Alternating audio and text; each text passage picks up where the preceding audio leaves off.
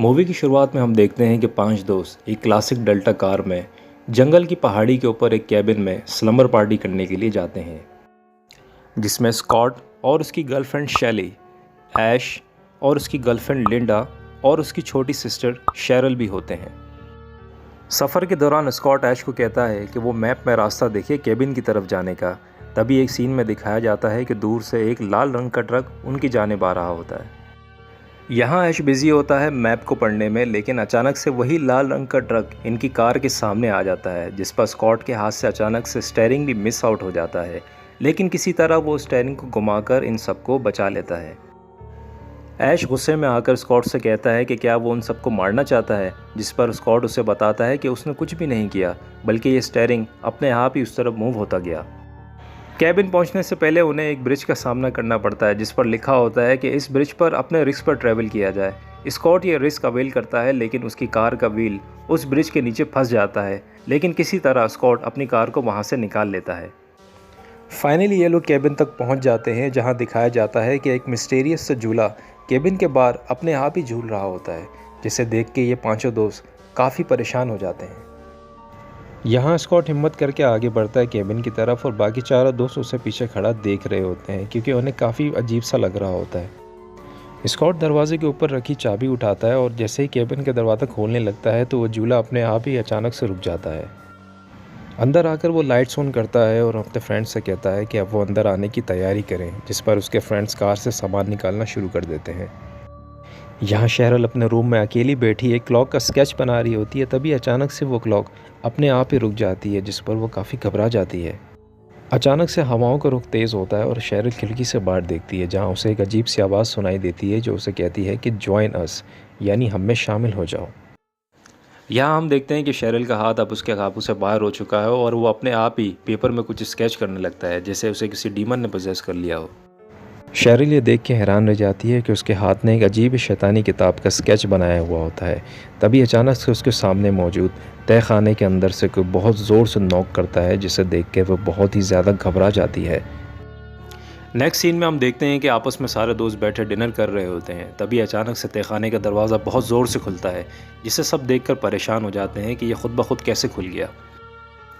ये पांचों अपना डिनर छोड़कर उसे चेक करने के लिए जाते हैं, जहां लड़कियां काफ़ी घबरा जाती हैं और आपस में कहती हैं कि शायद ये कोई जानवर वगैरह ही हो सकता है।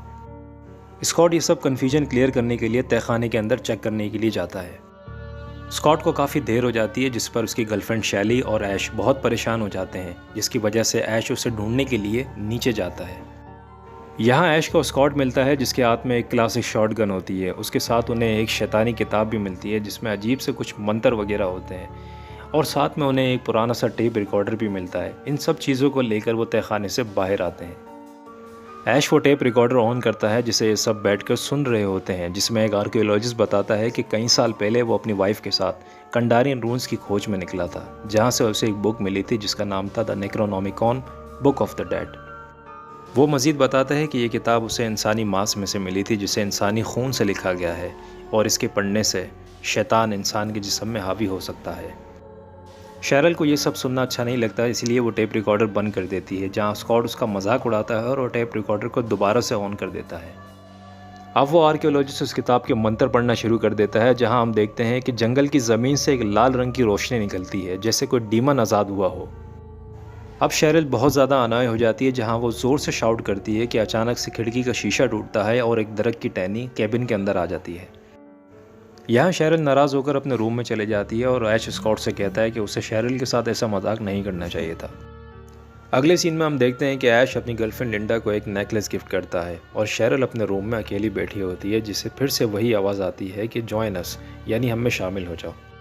शेरल केबिन से अकेली बाहर आती है और उस आवाज़ का पीछा करते करते जंगल तक पहुंच जाती है, जहां उसे डीमन हमला कर देता है और उसे बहुत ज़्यादा ज़ख्मी कर देता है। शेरल अपनी जान बचाती हुई केबिन की तरफ भागती है और वो डीमन उसका पीछा कर रहा होता है। तभी हम देखते हैं कि केबिन की चाबी अचानक से स्टक हो जाती है, जिस पर शेरल बहुत ज़्यादा चिल्लाने लगती है। अचानक से ऐश उसकी चिल्लाने की आवाज़ सुनकर आ जाता है और दरवाज़ा खोल के उसके केबिन के अंदर कर लेता है, जिससे उसकी जान बच जाती है। शेरल की ज़ख्मी हालत देखकर सब लोग काफ़ी परेशान हो जाते हैं, और शेरल कहती है कि अब वो एक सेकंड भी इस केबिन में नहीं रह सकती, और वो ऐश से रिक्वेस्ट करती है कि वो उसे घर छोड़ाए। ऐश उसे अपनी कार में बिठाकर घर की तरफ रवाना होता है। थोड़ा आगे जाने के बाद उन्हें पता चलता है कि ब्रिज मुकम्मल तौर से टूट चुका है, इसलिए अब शेरिल के पास दूसरा कोई ऑप्शन नहीं है कि वो केबिन वापस आ जाए। वो ऐश की कार में बैठकर दोबारा केबिन वापस आ जाती है। ऐश केबिन वापस आकर टेप रिकॉर्डर सुनने लगता है और लिंडा और शैली आपस में कार्ड गेम खेल रहे होते हैं। शेरिल खिड़की की तरफ मुंह करके चिल्लाने लगती है, जिस पर लिंडा और शैली बहुत ज़्यादा घबरा जाते हैं। यहाँ शेरिल अचानक से पलटती है तो हम देखते हैं कि उसे डीमन पोजेस कर चुका होता है और वो एक डेड एंड बन चुकी होती है, जिसे देख के सारे दोस्त बहुत ज़्यादा डर जाते हैं। अचानक से शेरिल हवा में उड़ने लगती है और वो इन सब से कहती है कि वो एक एक करके इन सबको जान से मार डालेगी। ये कहने के बाद वो अचानक से खुद ब खुद नीचे गिर जाती है। ऐश और लिंडा उसे चेक करने के लिए उसके करीब जाते हैं, लेकिन वो अपने पास रखी पेंसिल उठाकर लिंडा पर हमला करके उसे ज़ख्मी कर देती है और ऐश को भी बुरी तरह उठाकर दूर फेंक देती है। वो ऐश को जान से मारने के लिए उसके करीब आ रही होती है, तभी अचानक से स्कॉट उस पर कुल्हाड़ी से हमला कर देता है और एक ज़ोरदार किक मारकर उसे तहखाने में फेंक देता है और फिर तहखाने का दरवाज़ा जंजीरों से बंद कर देता है। ऐश अपनी ज़ख्मी गर्लफ्रेंड लिंडा को चेक करने के लिए उसके रूम जाता है, जहां अब तक वो बेहोश है। यहाँ स्कॉट अपनी गर्लफ्रेंड शैली को रूम जाकर आराम करने को कहता है। यहाँ शैली अपने रूम में होती है और उसे विंडो से बाहर कुछ चीज़ नज़र आती है जो उस पर अचानक से हमला कर देती है। शैली की चीख सुनकर स्कॉट परेशान हो जाता है और उसे चेक करने के लिए उसके रूम जाता है। उसे रूम में शैली नहीं नज़र आती और वो देखता है कि विंडो का ग्लास पूरी तरह से टूट चुका होता है। स्कॉट मज़ीद चेक करने के लिए वॉशरूम जाता है, जहाँ शैली उस पर अचानक से हमला कर देती है, क्योंकि अब वो भी एक डेड एंड बन चुकी होती है।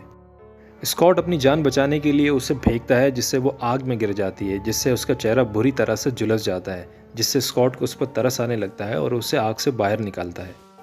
स्कॉट ये देख कर डर जाता है कि उसकी गर्लफ्रेंड शैली जलने के बावजूद भी उससे नॉर्मल तरीके से बात कर रही होती है। तभी ऐश पीछे देखकर डर जाता है और समझ जाता है कि अब ये शैली नहीं बल्कि एक डेडाइट है।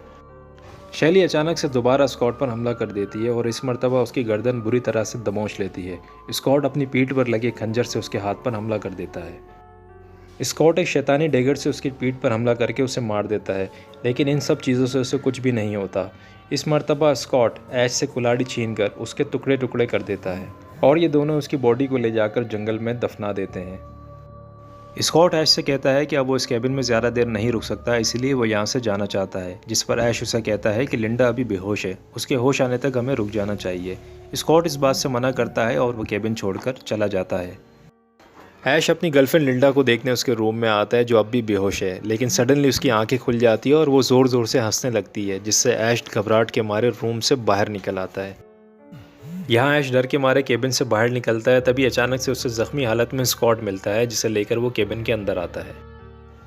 स्कॉट ऐश को बताता है कि डीमन ने इस केबिन को चारों तरफ से घेर लिया है, अब यहाँ से उनका जिंदा बच के निकलना नामुमकिन है।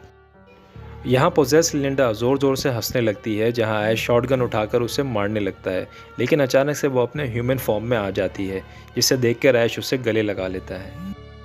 अचानक से तहखाने के अंदर से शेरिल की आवाज़ आती है, जो ऐश से कहती है कि अब वो बिल्कुल ठीक हो गई है और वो उसे तहखाने से बाहर निकाले।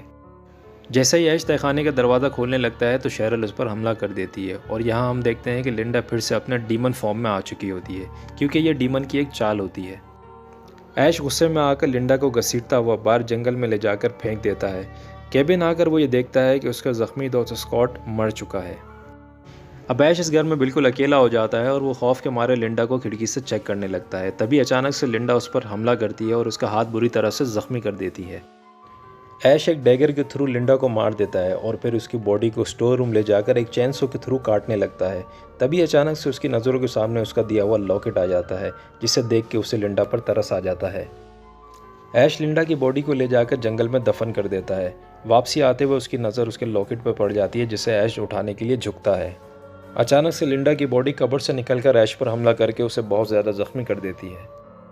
ऐश एक लोहे की राड के थ्रू लिंडा पर बहुत ज़्यादा अटैक करता है और फाइनली एक शावल की मदद से उसकी गर्दन अलग करके उसका खात्मा कर देता है। ऐश कैबिन आकर ये देखकर चौंक जाता है कि तहखाने का दरवाज़ा पूरी तरह से टूट चुका है, जिसका मतलब ये है कि अब शेरिल भी वहाँ से आज़ाद हो चुकी है।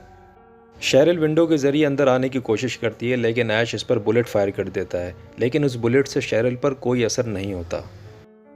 ऐश मज़ीद बुलेट्स लेने के लिए तहखाने के अंदर जाता है, जहां उसे डिफरेंट पैरानॉर्मल एक्टिविटीज़ और डीमंस डराने की कोशिश करते हैं, जैसे बल्ब का खून से भर जाना और म्यूज़िक प्लेयर का अपने आप ही प्ले हो जाना।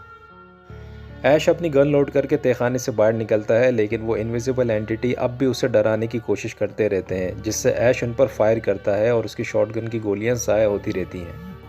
ऐश अपनी पॉकेट से लिंडा का लॉकेट निकालकर उसे देखकर थोड़ा रिलैक्स ही होता है कि अचानक से शेरिल उस पर दरवाज़ा तोड़कर हमला करके उसकी गर्दन दबोच लेती है। ऐश उससे अपनी जान छुड़ाकर ड्रेसिंग टेबल को दरवाजे के आगे रख के उसे ब्लॉक कर देता है। तभी अचानक से उस पर स्कॉट पीछे से हमला कर देता है, जो कि एक डेड आइड बन चुका होता है। यहाँ शेरिल पूरी कोशिश करती है दरवाज़ा तोड़कर अंदर आने की, और स्कॉट ऐश का गला दबाकर उसे मारने लगता है।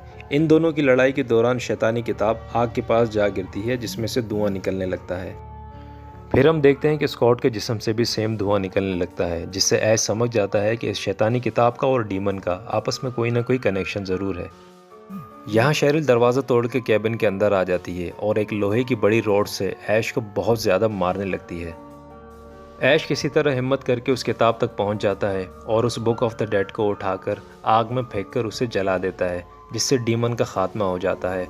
और इसी तरह स्कॉट और शेरिल की बॉडी गल सड़कर बिल्कुल ही ख़त्म हो जाती है।